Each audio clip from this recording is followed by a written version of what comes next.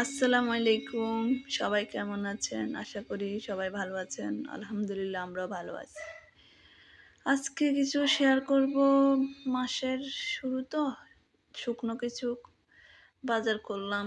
কি করলাম সেটাই আপনাদের সাথে শেয়ার করতেছি। সংসারে তো কত কিছুই লাগে। জাস্ট এটা হলো শুকনো বাজারটা করলাম, সেটা দেখাচ্ছি। একটু তেল নিলাম, ডাল নিলাম, চিনি, যা যা লাগে ওগুলো নিয়ে নিলাম। ওই নিলাম, সব কিছু নিয়ে এখন আপনাদের সাথে একটু শেয়ার করলাম শুকনো বাজার।